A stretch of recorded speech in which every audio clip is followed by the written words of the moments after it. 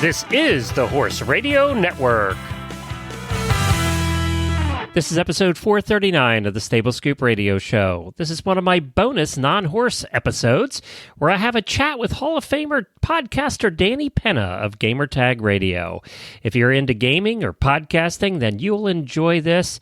And we do mention horses and donkeys at the end. 4, 3, 2, 1, 0, ignition, liftoff. Welcome to Glenn's non-horse special episode of Stable Scoop. Glenn has been talking horses for years. These special non-horse episodes will cover things that are, well, not horsey. Give it a try. It might be fun. Well, I'm glad to see you hung around. If you're here for horse content, then stay tuned to the very end of this episode or tune in later in the week for the regularly scheduled Stable Scoop. If your horse husband is a gamer or you're a gamer, then hang around. I met Danny Penna a few years ago as he was being inducted into the Podcast Hall of Fame. Danny and I could not be more different. He grew up in the big city and me in the country. Two very different people, yet we became friends and have a great amount of respect for each other. Danny started Gamertag Radio a very long time ago and has become the leading gaming podcast for a reason. It's because it's good, his co-hosts are good, and he is good. The other day, we thought we should chat and catch up, just have a conversation. When I called him, I said, let's tape it and share it with whoever will listen. He said, sure, we're podcasters after all, why not? And here's our chat. Hey, Danny, how you doing? Good, man. Good. Just been a very long vacation. I haven't taken a vacation like in 2 years. I've been nonstop recording episodes for our podcast. So, but besides that, I'm good, man. I'm ready to record, man. I've been missing the show a lot. So we did the same thing. We took 10 days off, which just means that before that, we have to get a ton done. We have to work like triple time to get all the shows recorded for vacation because we still have to put them out. You know, we have sponsors. So same thing here. Most people, when they come back from vacation, their work is piled up. For people like us, you have to get it done ahead of time. Yeah. See, we used to do that. I just felt like it's cool to sometimes take a little break, let also the listeners take their time to enjoy with the family, enjoy the holidays and stuff. And then they're going to start missing you, man. And like now we're getting a lot of emails. A lot of people are like, man, we miss you guys and everything. Now they're pumped. So once our episode comes out in a couple of days from our long vacation, oh man, people are going to be super excited. We have a lot of things planned too, a lot of content that we've been having saved for a while too. So I'm super excited, very excited. Let's back up a little. I'm calling this Two Worlds Collide because you and I could not be from further distant backgrounds. Yeah. I mean, you're what, inner city somewhere, right? I'm in Miami, Florida. But Miami. You grew up in the city? No, I grew up in New York City. I'm originally from there, born and raised in New York. Yeah. Yeah. And I am like rural Lancaster County, Pennsylvania. So Amish country of all things. Okay. My first girlfriend was Mennonite. So there you go. That's all right. We couldn't be any further apart. Yeah, definitely. Two different upbringings. But then, it's funny because we've been friends since we met each other podcasting. And when we were chatting on Facebook yesterday, I was like, let's just do a show with the two of us. I mean, how unlikely is that? Yeah, because we always have great conversation. When we're in person at different events, I'm like, man, that would have been cool if we would have recorded that conversation, right? It's like, oh man, too late. But yeah, I think this is the perfect time too, man, because you've been doing this for a very long time too, and I've been doing it for a long time. So you're longer than me. You're what, 2005? You're like you're in the Hall of Fame for podcasting, and I'll never be in the Hall of Fame for podcasting. So don't say never, man. Don't say never, man. Because look, that's the thing. Like I've been doing this for a very long time. Never won an award. We've been nominated so many times, like almost every year for like different awards. But there's always going to be that major corporate podcast is always win, which is all good. I'm not hating or anything like that. But once I got an email from the guys at Podcast Movement that they were going to induct me to the Podcast Hall of Fame, I was like surprised, like, oh my God, this is cool, and it's good too, man, because that will give hope for a lot of independent podcasters too. It's not always the ones that are always getting like those million downloads corporate podcasts. I think independent podcasts, we contribute. We were the ones that basically started podcasting before any other corporation launched their podcast, so I'm proud of that, and especially me that coming from the Latino side, that's like super big, man. I'm very excited about that. This is going to open the doors for a lot of other people too, man. We have, I love the fact that you were in the first group that went in, right? Yeah. First group. Yeah, it was me, Leo Laporte, Murr, Scott. They also like, authors. And even Leo's, by the way, the reason I got into podcasting, because I was listening to his show way back when he was about the only one out there, really doing it to the scale he was doing it. But he wasn't really corporate. I mean, he came from the corporate side. But look what he did. I mean, look where he's gone with it. And look at you guys. You're on CBS now, right? Yeah. It's still like our podcast and everything. We just signed a deal with them last year for a distribution deal. So they're the ones that are actually distributing our content everywhere, not only on their website, but also like Spotify and other outlets too, man. I think CBS ought to do some horse coverage. That's what I think. They should, right? That would be awesome. That would be awesome. No, but we've been doing really good with CBS. It's our content, whatever we want to do, it's up to us. Sometimes we give them ideas and to see if they like the ideas and stuff. And once we go to like our biggest event, which is E3, that's where a lot of video game companies promote like their products. We tell them in advance that we're going to be over there. We've been going for since 2005. Every year I go there. And that's when we get like our most recordings, like with interviews with different people within the gaming industry and stuff. So I think it was a really great move that we did with CBS, man. So I'm proud of that, man. Super proud. Yeah, you should be. We've gotten calls. Over the years, we've gotten many calls from radio stations wanting to put, especially our morning show, which is our most popular, on. But, they always want us to sell the advertising. They're not really willing to pay. And I've never gone that route because I didn't want the well, first of all, why would I want to hit a tiny segment of a small market when I've got the world? Yeah, exactly. Yeah. But I mean, you could also, I think that it's good to do something different that nobody else is doing.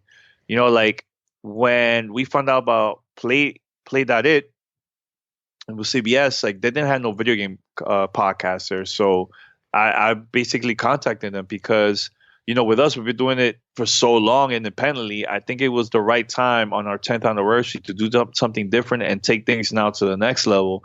And now when we contact video game companies, we mentioned GTR, they know our resume, but now we say we're also part of CBS Radio. It helped us to not only get advertisement, but also it helps us to get a lot of exclusive content too, that nobody else is doing. We've been traveling all over the world. We've been to Sweden, the UK, all over the US, Canada, and it helped us get some great interviews too. So might as well just take advantage of that. Did you ever think when you started this back then that not just your show, but that the gaming industry, I mean, it is grown so much since you even started. I mean, it was big back then, but it wasn't like it is now. At all. And now it's more mainstream. Now everybody's a gamer, either they're playing on their smartphones or they have their little console. And now what's big now too, a lot of the older gamers, they like to play those video games from back in the days, from the 80s, 90s, those old school games. That's helping getting people, go into the stores and buy those little devices just to play, those old school games too. So I'll tell you how old I am. When we bought our first farm, it was a big house. It was 6,000 square feet. And in the basement was a man cave already set up. And in the man cave was an original working Asteroids machine. Ooh, the arcade version? Yes. Right? No, the original big version. It was in pristine shape. I ended up selling it for a couple $1,000s when we moved because I couldn't take the damn thing. It was too big and heavy with me. Heavy, it was heavy. It was 400 pounds. But we played that thing I remember playing it in the arcade, and then when I had my own, I was so thrilled. That simple game, what was that? Maybe the second video game back in the day that came out? Oh, man. Well, there was, I think the first video game that came out was Pong. Yeah, it might have been That Pong. was Right. Pong. But then I know a lot of companies invested a lot of money to have different arcade games in different stores and places and stuff. So I know it was Asteroids was pretty big. Pac-Man was pretty big back then. Let me see. Donkey Kong was another one. Yep. Yeah, I was very young at that time. Very, very young. So like my first video game console was like the Atari 2600. That was like back in 1984, 83, around there. And then my grandma purchased me that, and then I started upgrading slowly. I wasn't a rich kid back then, so it was really hard because those video games were like really expensive, man, back then. Oh, they were. Super I mean, expensive. $60-$80 back. They were still $60-$80 back then, and that was in those dollars. I mean, it was. Yeah. You're a puppy because my first computer was a Commodore 64.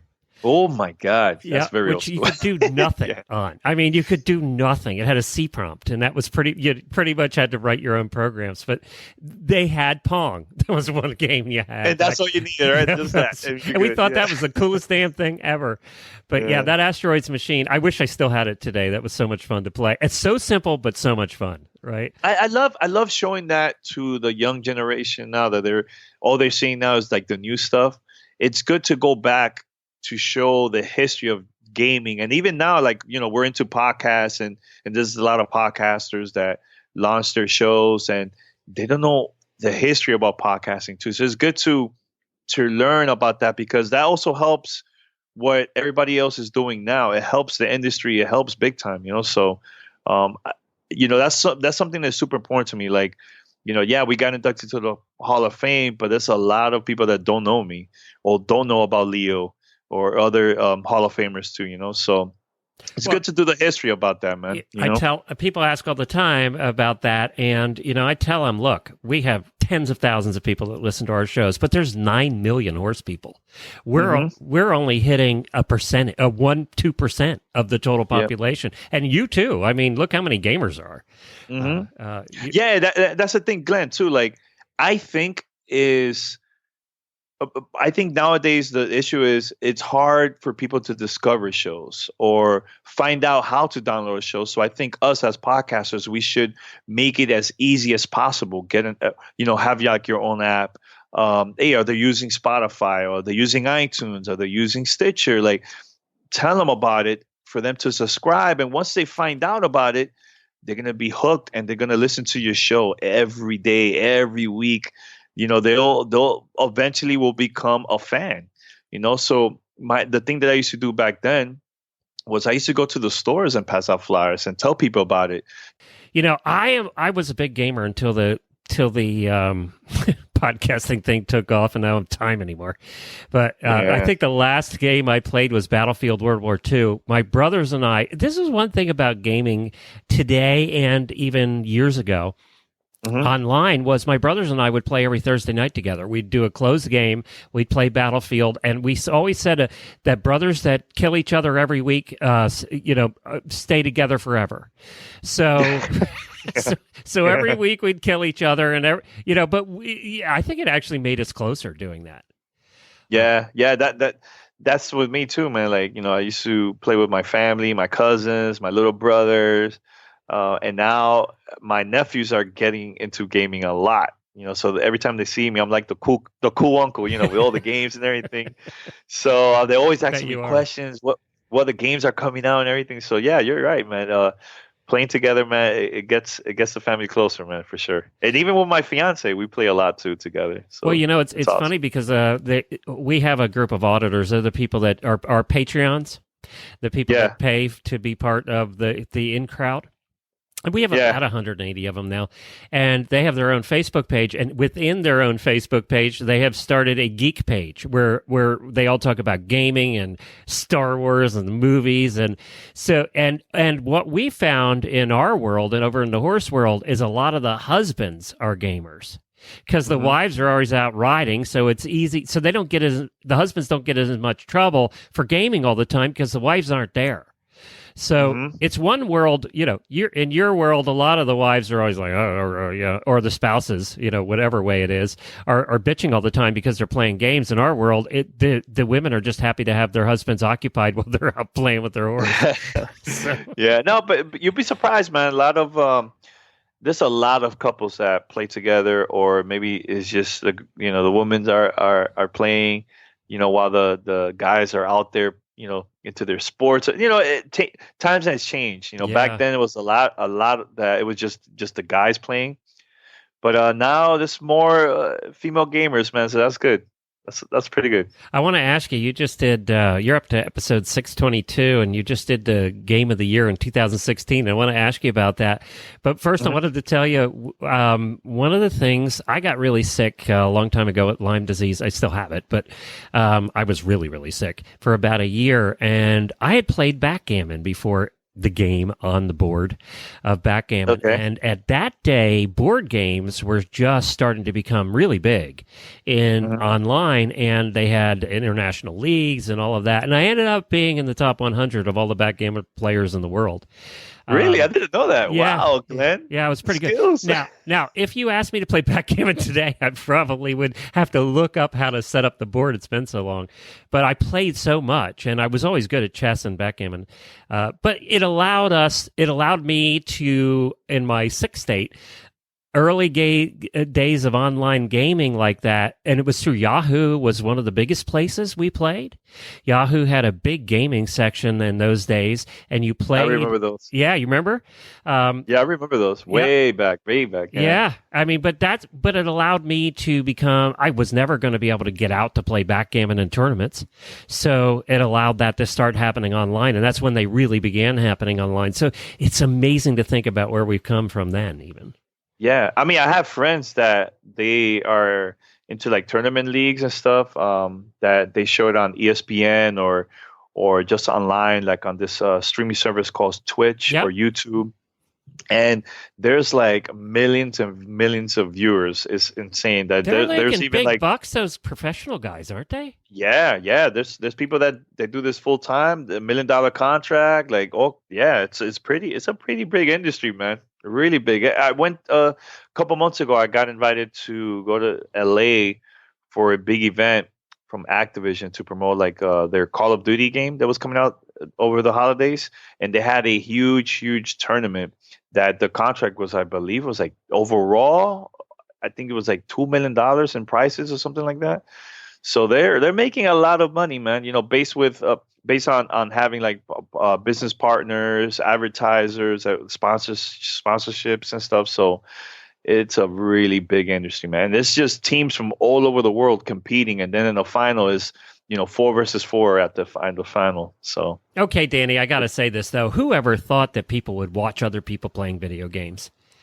Yeah. I mean, if you actually think about it, back then, when you go to the arcades, you're watching your friend playing. Oh, I mean, if he was really good, if it was somebody who was kind of like, you just wait for them to finish and then you take over. but when it's like a two pretty good players playing, you're in the background and everybody's excited, like, oh, everybody's screaming. Think of it like that, but imagine thousands or even hundreds of thousands of people in like an arena watching multiple screens live. It's kind of the same thing. It's just more people, bigger screen, crazy sounds, special effects. It's insane. And I guess in a lot of cases, you're watching them to get to levels you haven't gotten to yet, which is kind of fun. Exactly. And at the same time, probably you like a certain team. It's like a sport. You think of it like that. It's a sport. You're watching, it could be football, baseball, like that, basketball, but you have like your favorite team and you're cheering for your team. Maybe it's your friend. Maybe somebody that just a fan of that you've been watching for a very long time online, So it's something like that, man. So that's how I see it. Well, I know you have a full-time job and actually, do both. You have a full-time job and you do this. What's Danny do outside of gaming for fun? Outside of gaming, I love to watch documentaries. I listen to a lot of. You've been in the film business for a long time too, so. Yeah, well, I work at Discovery Channel. I'm gonna be there now for like 15 years now, man. So I've been there for a while. And And what do you do? You tried to tell me this, and I didn't understand. Yeah. What exactly? Oh, okay. Basically, what I do is whatever airs here in the States, we will get copies of that, like master copies, and basically I have to contact the studio for them to translate it either into Portuguese or in Spanish because the channel I work for is Discovery Latin America. So it's basically the same content and just translated. And sometimes they would do like original productions for only Latin America. So they have like exclusive shows just for the Latin America audience and stuff that produced over there. So that's one that they've done in Cuba about cars. They've done a lot of like shows in Brazil and so on. So that's what I do. I do a lot of like translated stuff. So now, are you actually doing voiceovers there, or is it all typed out? No. It's all like me contacting the vendors to make sure that everything is good before it goes to air. So they do the graphics and audio and everything. But I don't do the voiceovers. No, I do enough of that with the podcast, But I did. A lot of people don't know this, but I also had a video game show on Discovery Channel. Oh, really? Only for the web. Yeah, I did that for like a year. Yeah, and it was because of the podcast. They found out about the show. And had a meeting with the digital team and the VP from the company. We sat down and we made it happen. We did it for like a year, and I had like promos airing all over Latin America with my face there and everything, and me talking about games. But I think my passion is just the podcast, man. That's my thing, man. I love it. It's going to be now 12 years this year for us, and I'm super excited. I have the right team too. There's only 3 of us.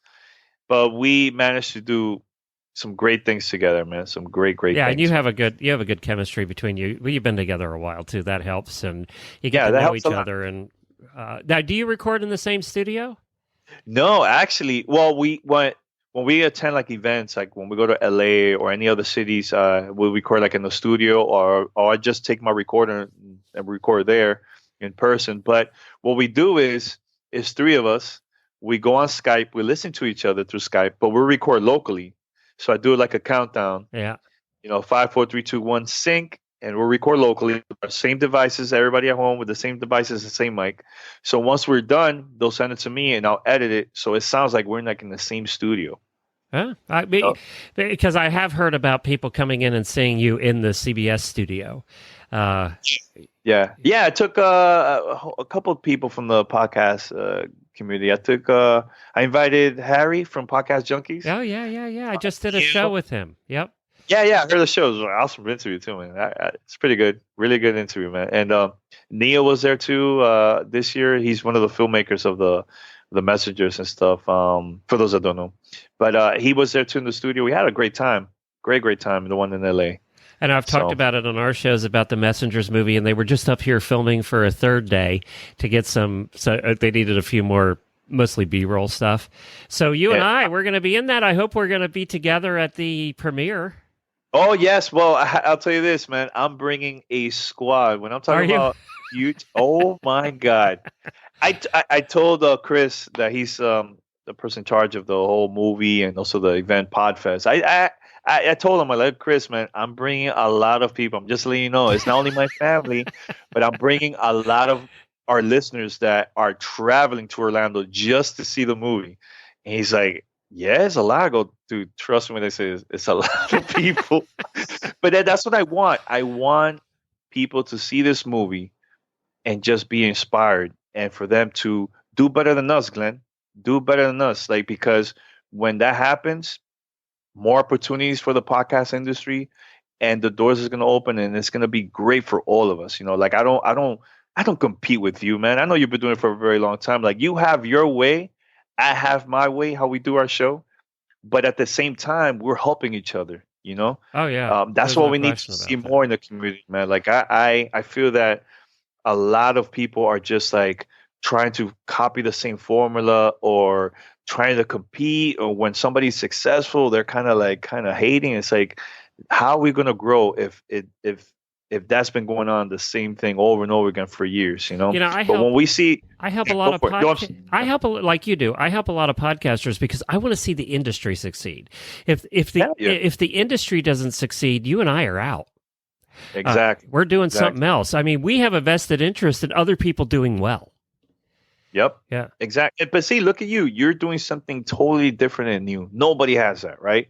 When I started, there was no gaming podcast at the time. Maybe I could count on my hands, maybe like one or two.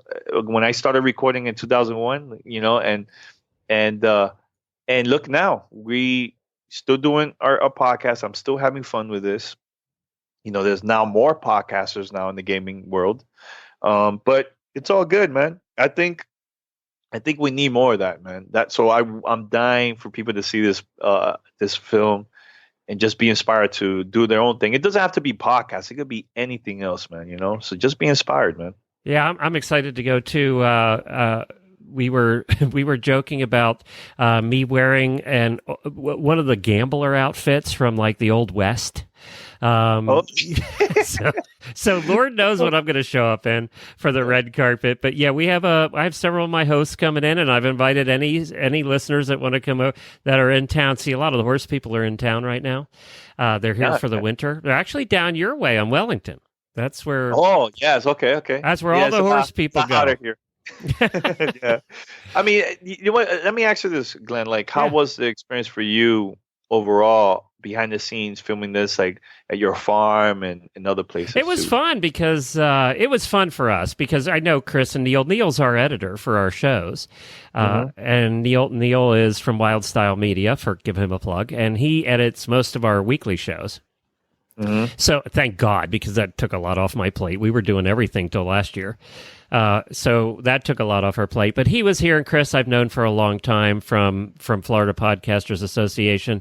And they were here, and we just had a blast. I mean, we really did have a good time. And then they were just here. They brought Dave Jackson. Of course, my listeners know who Dave Jackson is because having Dave Jackson, he's actually sat in on our morning show. He listens to our Friday show because we do really bad Craigslist ads about horses for sale, and we make fun of them for half an hour. And the listeners submit them, and we have a great time, and it's funny as hell. And he listens to that every week because he just thinks it's funny. He doesn't even understand horses, and he's scared of horses actually. So, but he came along when they came to film, and he sat in on the show. And I said it was sort of like having the principal sitting because I just look up to Dave so much, and he is, he's just so influential in our industry, and I agree with 90% of what he talks about. Yeah, same here. I'm a huge fan of his podcast. I listen to his podcast every week and stuff. So, like, actually, the first time that we met, Glenn, I think it was my friend. Who was it? Was it Lowry? I don't know. I'm trying to remember. Yeah, somebody told me about you at Podcast Movement. I can't remember who it was. Was it Larry or somebody? But we were there, and we talked. We talked for a little bit, and then it was at I think you were speaking at Podcast Movement, but it was like something small for like anybody could just attend. Yes, I can't remember what it was. That's right. It was a breakout session. Yeah. Okay, so I walked in because I was there like to support and stuff, and Dave Jackson was like, "Dude, Danny, you heard this guy? You know about this guy, Glenn?" I go, yeah, I met him last night, man. He's really cool peeps. Like, he's like, man, I gotta talk to him, man. Wow, I love this, man. So he was like amazed with your presentation, and ever since then, look at you guys. Now you're super cool now. He's like a brother from another mother now, because and I think I'm the most. I've been on his show more than anybody else, and I love going on his show. I really do because it's like talking to my brother. That's awesome. But that's one of the cool things. You and I mean, look, we're totally opposite when it comes to where we grew up and what we've done, but we have so much in common too, because we have this thing podcasting, and and everybody's played a game. So you have something in common actually with almost the entire world.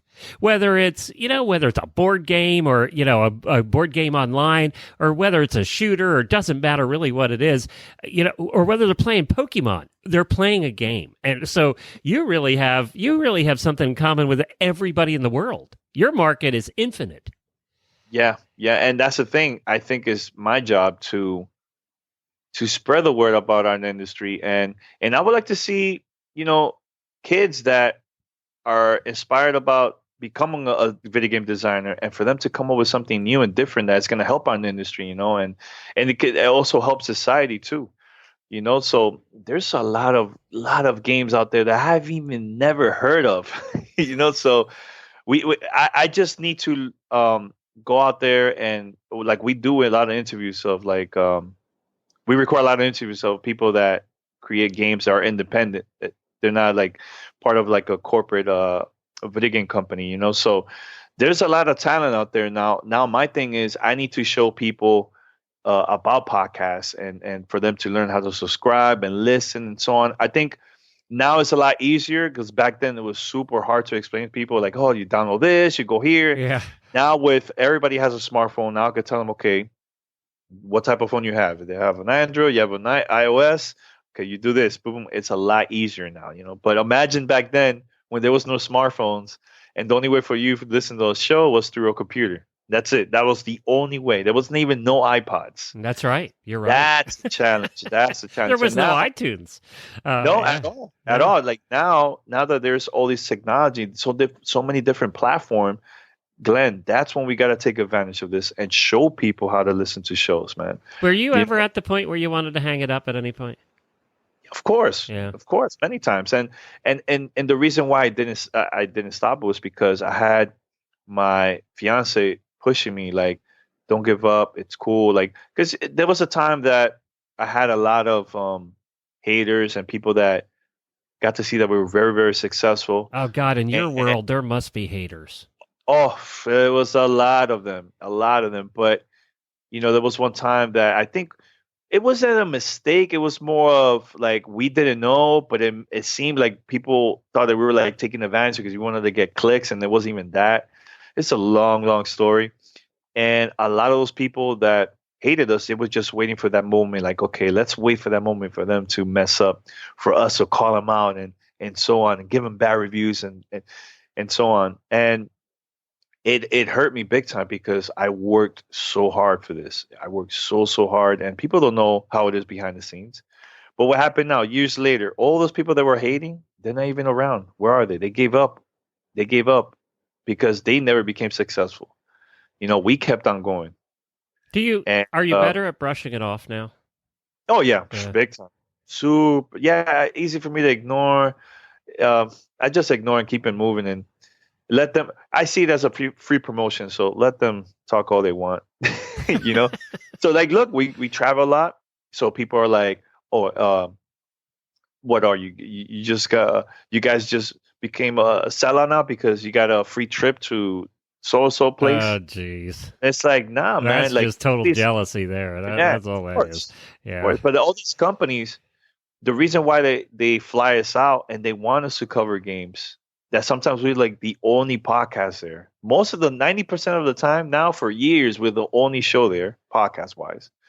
The reason why they invite us is because we keep it real. If we don't like something, we'll tell them. But it's the way how we say it. It's not cursing and hating and no. We'll give us our honest feedback, and we want those gaming developers that work so hard that even stay away during the holidays, away from their family. Well, one of the reasons that, and I've listened to many of your episodes, and one of the reasons, and I'm not even a big gamer, but but I listen because it's entertaining. But it's entertaining without being crude. So many of the gaming shows out there are just crude. And I always thought if you can be entertaining without being vulgar, that is much harder than doing it the other way. Oh, big time. Yeah. Big time.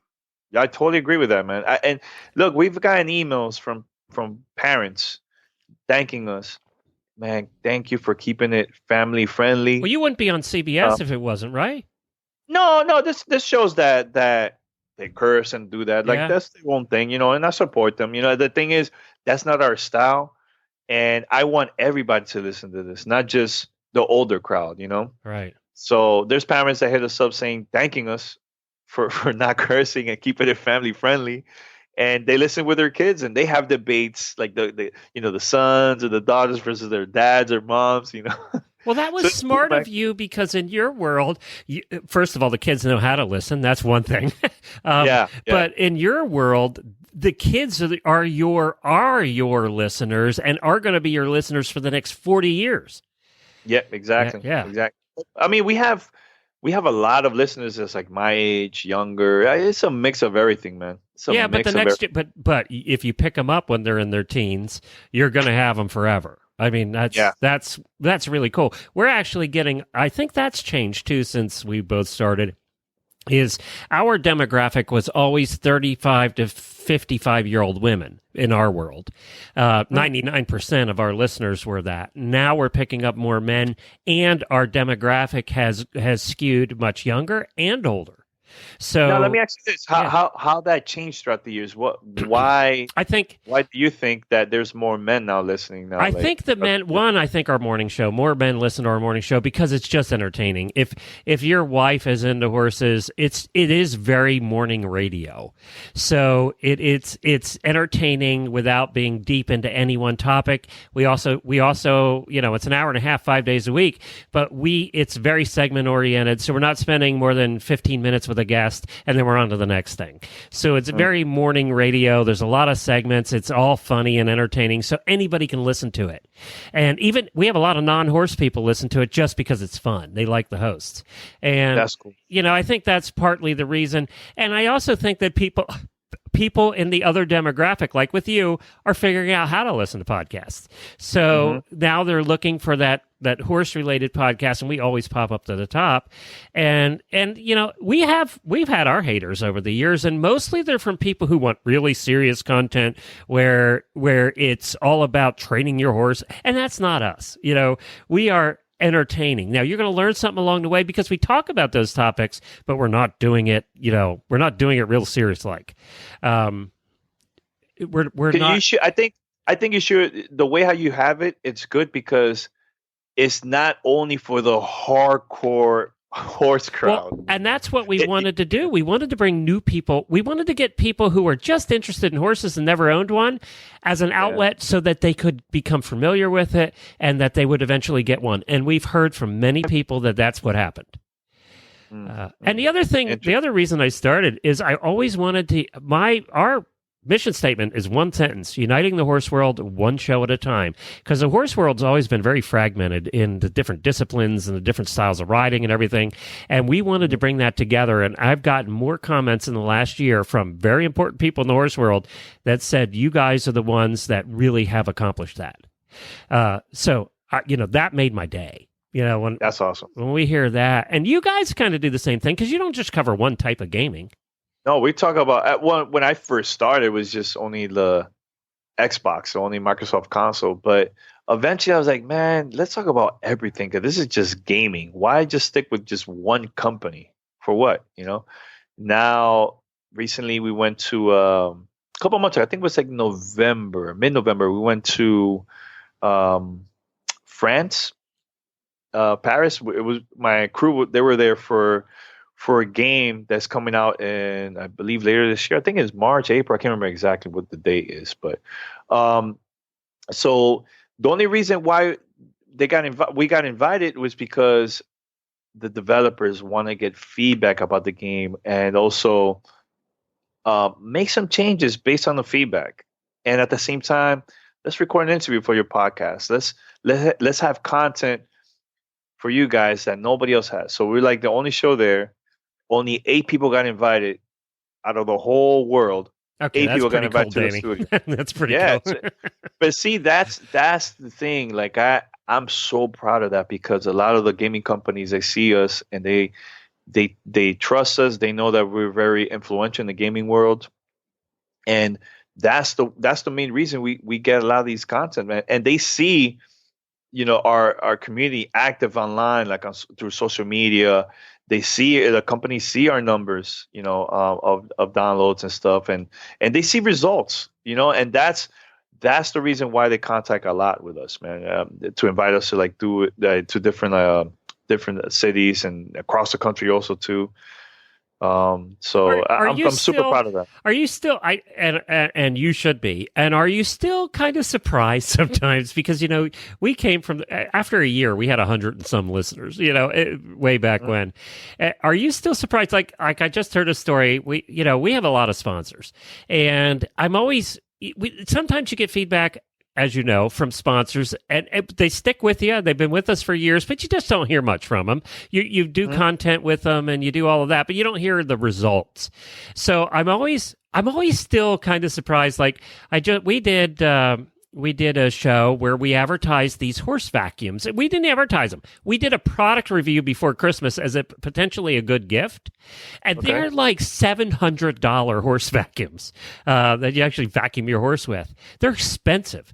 And I just heard the other day that the company sold a ton of them after we did that review. And you know, I don't know why that still surprises me and flatters me a little bit, but it does. I guess. I don't know. It just does. Why. I tell you that, like a lot of my listeners, they buy games based on what we say. So if we say, man, we really like this game, they'll go and they'll buy it, even if it costs $50-$60. They'll buy it. Does that still humble you a bit though when you hear the results of that? But here's the thing, Glenn, the listeners trust you. You know, I had offers from different companies that wanted to advertise on our show. That, yeah, we were going to get a lot of money, but I wasn't really proud of that product, or I just kind of felt kind of weird about it. And we've turned some down for sure. I turned it down because, you know, your listeners, they trust you. Why are you going to promote something that you're not really, you kind of iffy about it? Like, why are you going to promote that on your show? I will feel uncomfortable. My crew will feel uncomfortable too. So we're like, nah, I'm good. We're not going to promote that on our show. We're not like that, you know? So I'd rather promote something that I feel comfortable. And that's one thing with CBS. We never had that issue. It was something that we don't want to, we'll tell them and they'll be like, okay, cool, don't worry so about they haven't forced you to take. And you know, the other thing too is you hear a lot of, well, I wanted to ask you, because Dave Jackson asked this on his show. He's asking people, you listen to a lot of podcasts. What's the thing that drives you nuts when you listen to a podcast? Listen wise, I mean, depends. Like, I'll tell you a couple of things that it drives me crazy when a show that, let's say, it's a podcast about podcasting. Let's just say, I hate when they promote New and Noteworthy. It drives me insane. Yeah. It drives me insane. Like, for those that don't know, that's listening and never heard of New and Noteworthy. My fans, but most of them will not know even what that is. Okay, well, okay. All right. So that is a section that when you go to iTunes, you see that on the front page, or it could be in front page of different categories, right? So a lot of these podcasters that are building a business from this are promoting it like, yes, you need to be there within a certain amount of time. If not, your podcast is going to fail, and so on. Let me tell you, we have never been on the front page of iTunes for 10 years. And they put us up in a different section that is not New and Noteworthy. They put us like on the front page of iTunes. And then eventually they put us up for like a whole week. They put us up on like the main page of iTunes, like on top, one of like the big logos. But that took a very, very long time. But we were very successful even without that. Like, I never depended on that. What the thing that I was doing, and I bet you were doing the same thing too, Glenn, is finding our community, engage with our community, release great content, attend events. That is a super more powerful than having a show on the front page of anything. Stronger than front page of Spotify, iTunes, or whatever. Like, I'm proud when we get there. It's cool. But I'm not going to depend on that so much. Well, I never, to be honest, until I went to Podcast Movement, I didn't know there was a thing called New and Noteworthy. So that tells you where I was. But that's the thing. There's people taking advantage of those that don't know anything about podcasting. And they're like, oh, you have to do this. Or you got to get expensive equipment, buy it from my link. And it's like, oh, come on, man. I used to record it on a freaking tape recorder. Cheap tape recorder. And I release great content. And I got opportunity to meet Bill Gates and all that stuff, you know, and it was because I was out there at an event. You, Glenn, the reason why you got a lot of the sponsors was because you met them face to face. And we still do. You tell them. And you tell them about your network, about your podcast. Yeah, and we still do. When they see that and they see your passion and they see like, man, okay, this is something new. Okay, let's do this. Well, and also when they see us twice a year at that conference, every year for 8 years, then they start to realize that you're real. And it may take, and it's taken a lot of them 8 years to do anything with us, but they've seen us twice a year for 8 years. But you know what? I think it's smart. It's timing, smart, right? That's It's super smart. everybody's business is timing. One of the things I was thinking about Dave's question about, what drives you crazy when you're listening to podcasts. It's when, and you guys don't do this. You're a really good interviewer. It's when hosts write down the questions and will follow their questions regardless of what the answer is. That they write down everything and they're going to get to their questions and they don't follow the conversation and they don't listen. And I will not listen to shows where they do that. See, with us, when we do an interview, we just having like right now, Glenn, we're having a conversation. Yeah. By the way, tell everybody what we prepared before we started today. Zero. We was like 7:30, meet up on Skype, and we'll talk. Well, all right, let's talk whatever we want. This is going to be just a random conversation. Whatever comes up, comes up. And Glenn, sometimes doing that, sometimes you will release better content than the ones that you write down. Oh, like for us, because for it's us, going we get where like it was. It's going where it was supposed to go, right? That's where it was supposed to go. Like I give a perfect example. Sometimes we sit down with big time execs from Microsoft and different other companies like Nintendo or PlayStation. For us to do it, we record an interview, right? So most of the time it's like this. We just having a conversation, Sometimes if it's something like, look, this is going to be something big. Yeah, we'll write down bullet points. Like, okay, we'll know what we're going to ask. It depends on his answer or he or she, like her answer too. So sometimes based on that, sometimes will come up with a random question just at the moment that other media outlets will pick it up and it will just go viral everywhere. So based on the conversation of the interview that we recorded. So I'd rather do that than just write everything down. It sounds too fake sometimes when you do it like that, man. Well, and you miss the good stuff. Exactly. The good stuff is not what you prepared in advance. It's what the guest is going to offer that you didn't know about. Exactly. And you're never going to get to that. Be random. Yeah. It's super random, the conversation. You never know. Yeah. You never know what type of answer they're gonna say, man. You're right. What would you like to do yet? Where do you want to see this all go? I mean, one of the things I've been thinking a lot about, because my livelihood depends on it, is where does podcasting go from here? One of the things I think that's hurting us a bit is all the dead podcasts in iTunes and on the podcast players. The ones who, we still have a death rate of about 95% within a year of people starting podcasts, and all that junk is still out there. And I think it's cluttering. I went to look for a new show the other day, and I had to look through 20 shows to find one that was still going. Mm-hmm. And I don't think that helps us at all in the future. Oh no, it doesn't. It doesn't help us at all. That's why I like, that there's other platforms where people could find our content too. Is not only iTunes, but you could go to TuneIn Radio, you could go to Stitcher, you could go to Spotify, you could go to Google Play, find content there, and it's good that it's out there. But now our job as podcasters, I think we got to figure out a way to make it even easier than that for other people. Like Glenn, that's why we started our own app. Yeah, that's why. Yeah, you have your own app, and perfect example. We have an app that this is before we signed with CBS Radio. So I was always promoting the app too. So there was people like, what is a podcast? I'm like, don't worry about it. Do you know what the app is? And they'd be like, yeah, okay, just look us up. That's exactly why we did it. and at the same time, you're promoting your brand. You're making it easier for the listener. And at the same time, like for us, we were releasing bonus content or exclusive content only for app users. So there's a reason for them to just download a podcast app if they were actually our app, if they're a fan of the show too. They'll get extra content, So I think you made the right move too, man. So have you ever touched a horse, Danny? Of course, man. I used to live in the Dominican Republic. My mom and my dad are from there, and I used to go to the countryside in the mountains, and to visit my grandmother. By the way, two of my grandmothers passed away last year. Like last year was a pretty tough year for my That's family. tough. Were they still in Yeah, the so Dominican Republic when they did? yeah, still over there. They never left the country. They've always been there. And when I was a little kid, they used to take care of me.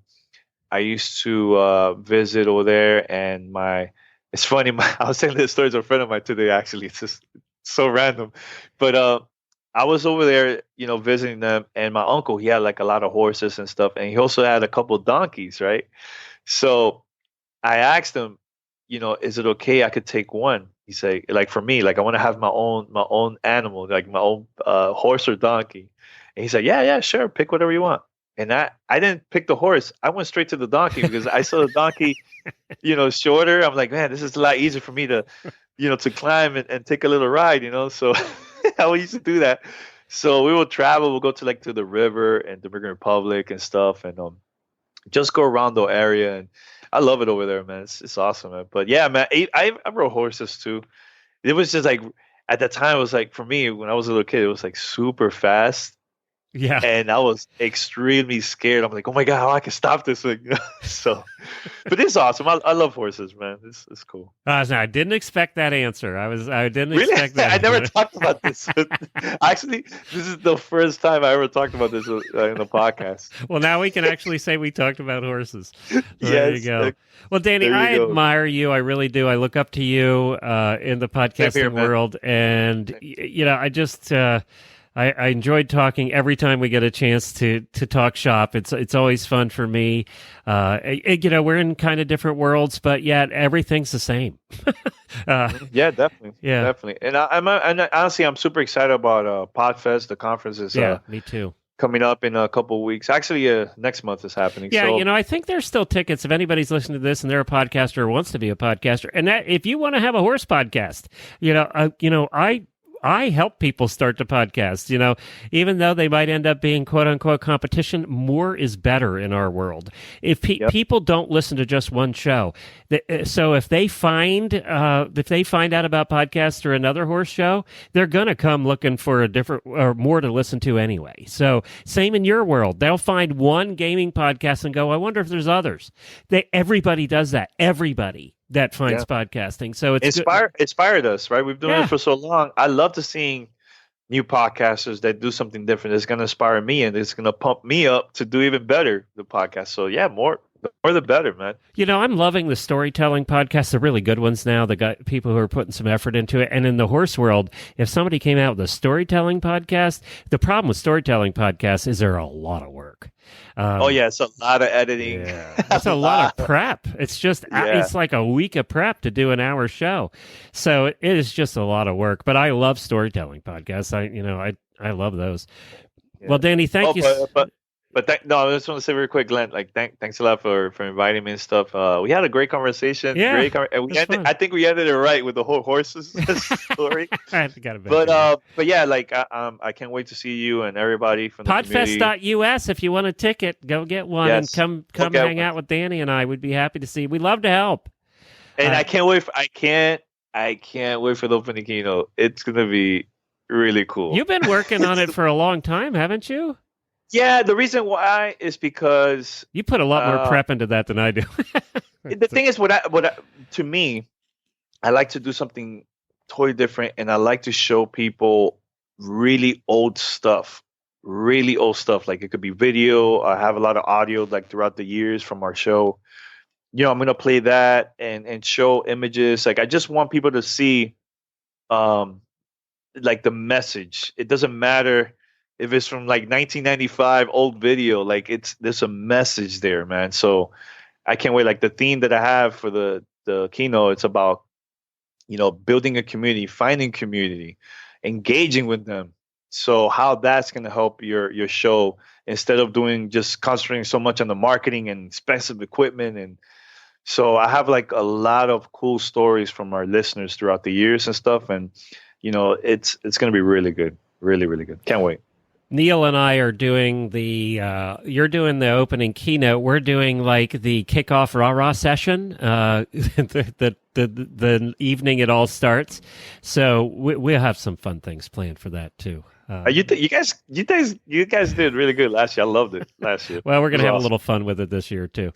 We're just there to get everybody motivated and pumped and then ready for you the next morning. So we'll do our best. We'll do our best, Danny. Yeah, man. You know what? I think a lot of people are going to like our content. A lot of our presentation and everything. So it's going to be cool. GamerTagRadio.com is where you find Danny's stuff. Head on over there. You can find him all the usual places, too. And we'll see you in a month. All right. Take care, man.